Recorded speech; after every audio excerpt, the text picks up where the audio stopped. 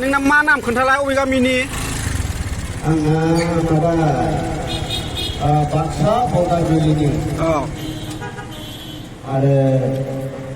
मेगनाथ' दरमानिफ्रायनो नुनो मोना आङो आरो माने बिदाफोर दङ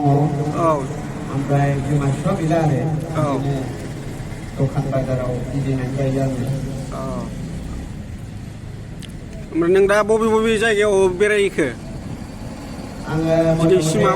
दा आफार आसामावबो थाङो आरो लवार आसामावबो थायो गसाइगाव क'क्राझार गिदिंजोब्बाय मथ'थे आरो आङो दा माबायाव थांनो गोसो जादों गुवाहाटियाव रावबो लांग्रा गैयैलाय आं थानानै दङ ओमफ्राय बाहाय दा दिनै नोङो बे बिटिसि सेक्रेटारि गेट खाथियाव नों दिनै बोरै सौफैखो बाहाय सोर लाबोआ नोंखौ बेटारि गारिजों फैदों नों हारसिं फैदों औ